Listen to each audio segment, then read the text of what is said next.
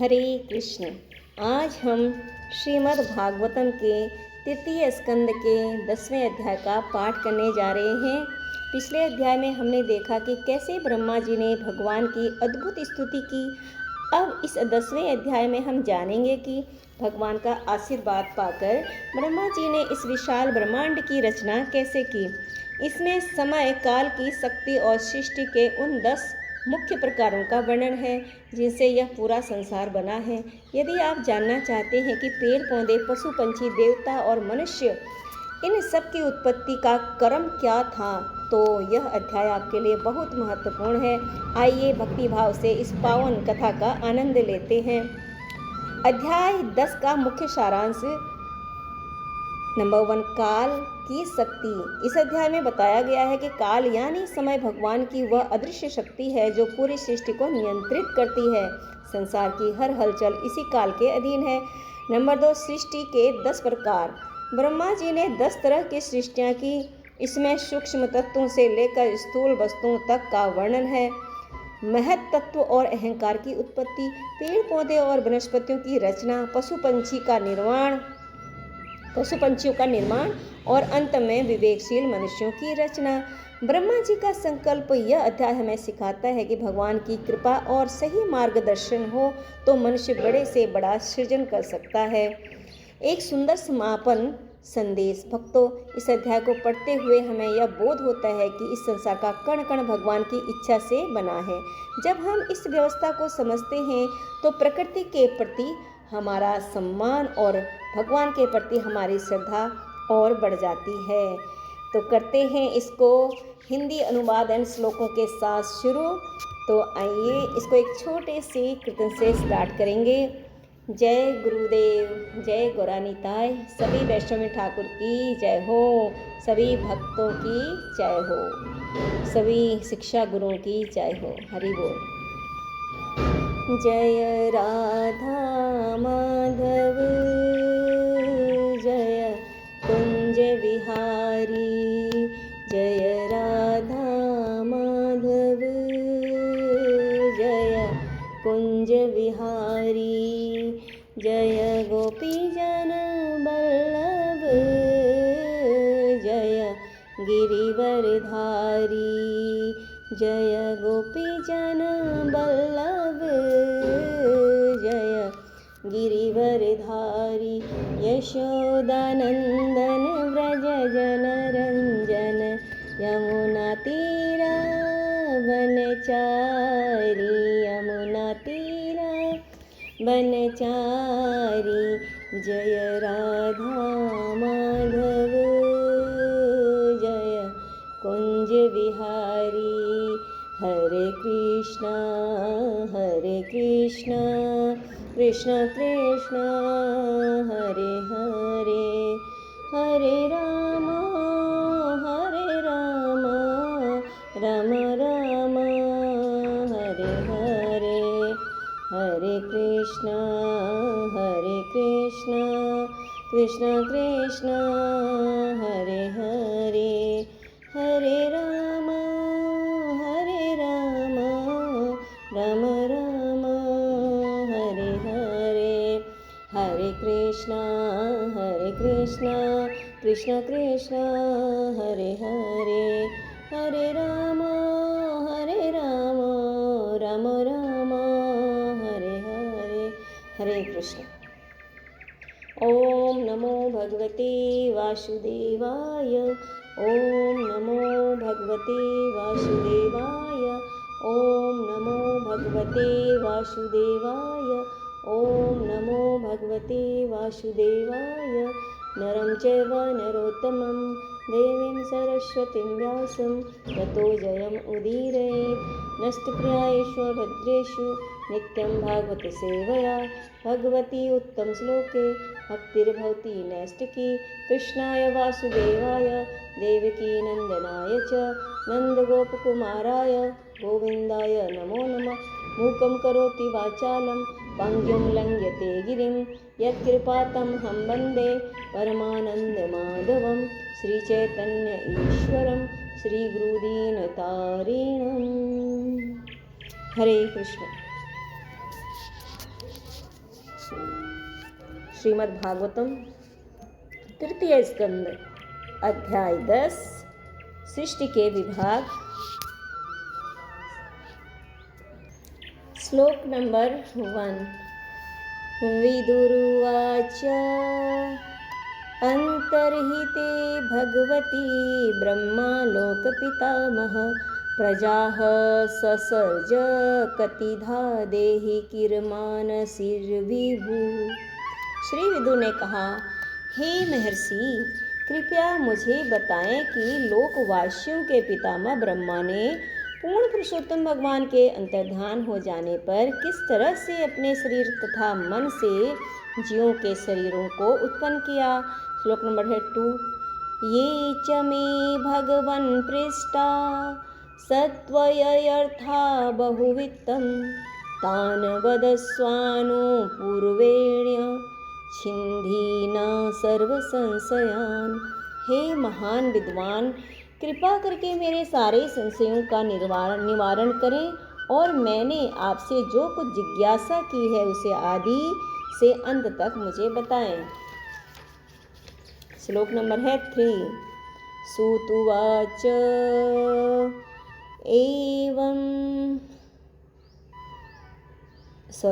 सूतुवाच एवं संचोदितस्तेन क्षत्रता कौसारविमुर्मुनिः प्रीतः प्रत्याहतान् प्रशान् हृदि स्थानथ भागर्व। श्री सूत गोस्वामी ने कहा, हे भृगुपुत्र, श्री मैत्रेय मुनि विदुर से इस तरह सुनकर अत्यधिक प्रोत्साहित हुए। हर वस्तु उनके हृदय में थी, अतः वे प्रश्नों का एक एक करके उत्तर देने लगे। श्लोक नंबर 4। मैत्रेय उवाच बरिंचोऽपि तथा चक्रे दिव्यं वर्षशतं तप आत्मन्यात्मानमावेश्य यथाह भगवान जह। परम विद्वान श्री मैत्रेय मुनि ने कहा, हे विदुर, इस तरह श्री भगवान द्वारा दी गई सलाह के अनुसार ब्रह्मा ने 100 दिव्य वर्षों तक अपने आप को तपस्या में संलग्न रखा और श्री भगवान की भक्ति में लगाए रखा। श्लोक नंबर 5। तद्विलोक्य अम्बज सम्भूतः वायुना यत् अधिष्ठितः पद्मम्भश्च तत्काल कृतवीर्येण कंपितम्। तत्पश्चात ब्रह्मा ने देखा कि यह कमल जिस पर वे स्थित थे तथा वह जल जिसमें कमल उगा था प्रबल प्रचंड वायु के कारण कांप रहे हैं। श्लोक नंबर 6। तपसा हेधमानेन विधया चात्मसंस्थया विविध विज्ञान बलो नयपाद वायुं सहंभसा। दीर्घकालीन तपस्या तथा आत्म साक्षात्कार के दिव्य ज्ञान ने ब्रह्मा को व्यवहारिक ज्ञान में परिपक्व बना दिया था, अतः उन्होंने वायु को पूर्णतः जल के साथ पी लिया। श्लोक नंबर 7। तद्विलोक्य यद्व्यापी पुष्करं यदधिष्ठितम् अनेन लोकान् प्रागलीनान् कल्पितास्मीत्यचिन्तयत्। तत्पश्चात उन्होंने देखा कि वह कमल जिस पर वे स्थित थे ब्रह्मांड भर में फैला हुआ है और उन्होंने विचार किया कि उन समस्त ग्रहों को किस तरह उत्पन्न किया जाए जो इसके पूर्व उसी कमल में लीन थे। श्लोक नंबर 8 है। पद्मकोशं तदाविश्य भगवत कर्म चोदितः एकं व्यभाषिदूरधा त्रिधा भाव्यं दिव्यसप्तधा। इस तरह पूर्ण पुरुषोत्तम भगवान की सेवा में लगे ब्रह्मा कमल के कोश में प्रविष्ट हुए और चूंकि वह सारे ब्रह्मांड में फैला हुआ था अतः उन्होंने इसे ब्रह्मांड के 3 विभागों में और उसके बाद 14 विभागों में बांट दिया। श्लोक नंबर 9 है। एतावाञ्जीवलोकस्य संस्थाभेदः समाहितः धर्मस्य हयनिमित्यस्य विपाकः परमेष्ठसु परिपक्व दिव्य ज्ञान में श्री भगवान की अहेतुकी भक्ति के कारण ब्रह्मा ब्रह्मांड में सर्वोच्च पुरुष है, इसलिए उन्होंने विभिन्न प्रकार के जीवों के निवास स्थान के लिए 14 लोकों का सृजन किया। श्लोक नंबर है 10। विदुरुवाच यथा तत्थ बहुरूपस्य हरेर अद्भुत कर्मणः कालाख्यं लक्षणं ब्रह्मान् यथा वर्णयन भरो प्रभो। विदुर ने श्री मैत्रेय मुनि से पूछा, हे प्रभु, हे परम विद्वान ऋषि, कृपा करके सनातन काल का वर्णन करें जो अद्भुत अभिनेता परमेश्वर का दूसरा रूप है।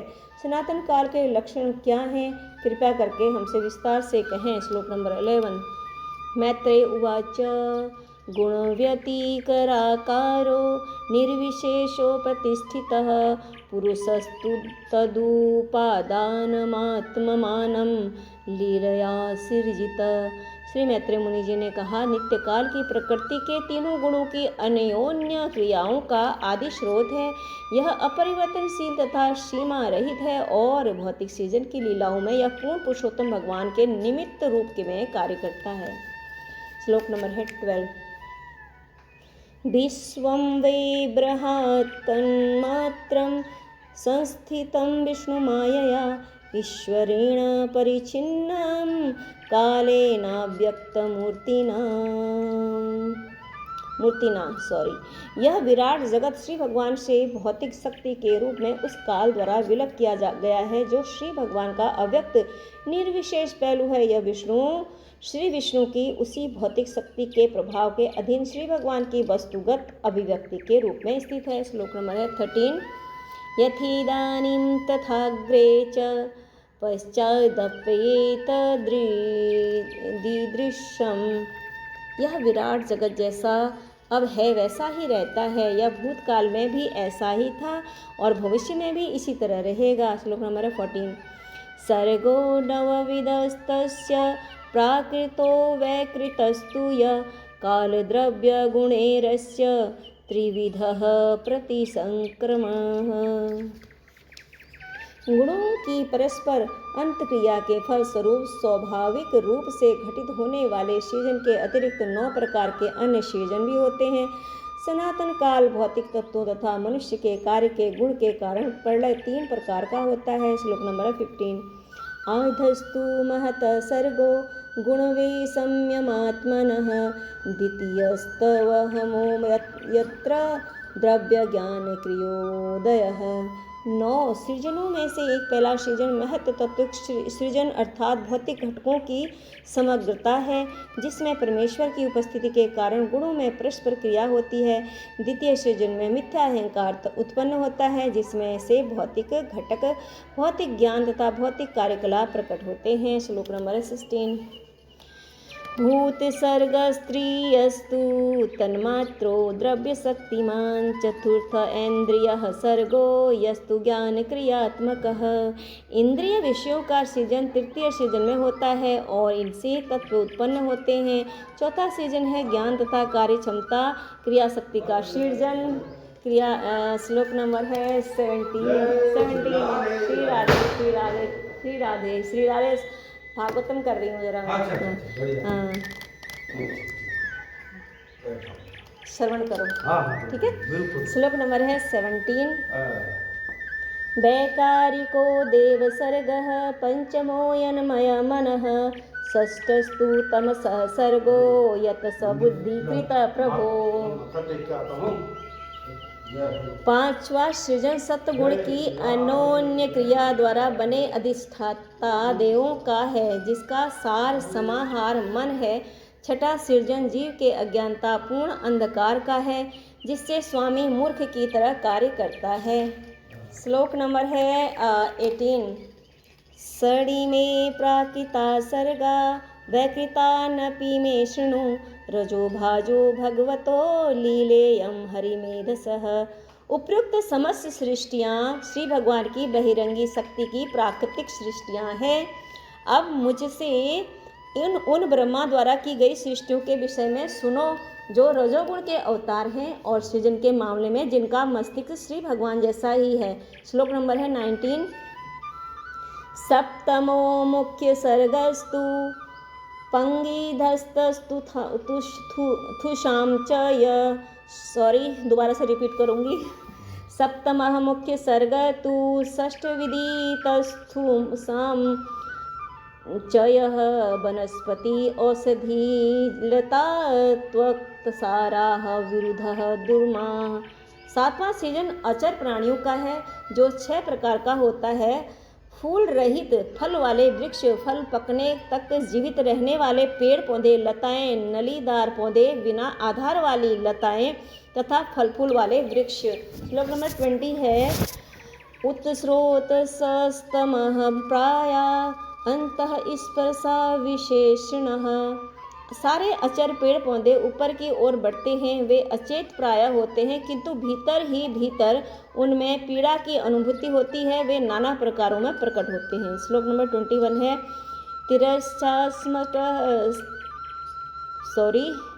तिरश्चाम अष्टमः सर्ग स अष्टमा विशतः विधः मतः आविदः भूरि तमसः घ्राणज्ञाः हृदि। 8वां सीजन निम्नतर जी योनियों का है और उनकी 28 विभिन्न जातियां हैं। वे सभी अत्यधिक मूर्ख तथा अज्ञानी होती हैं। वे गंध से अपनी इच्छित वस्तुएं जान पाती हैं किंतु हृदय में कुछ भी स्मरण रखने में असमर्थ होती है।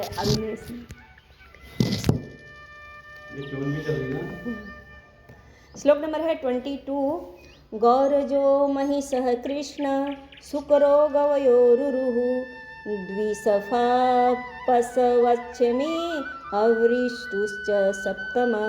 हे शुद्धतम विदुर, निम्नतर पशु में गाय, बकरी, भैंस, काला 12 सिंगा शुकर, नील गाय, हिरन, मेढा तथा ऊंट ये सब 2 खुरों वाले हैं। श्लोक नंबर है 23 खरः अश्व अश्वकरः गौर सर्वः चमरी तथा एते च एक सफा छतः शृणु पंच नखान पशून।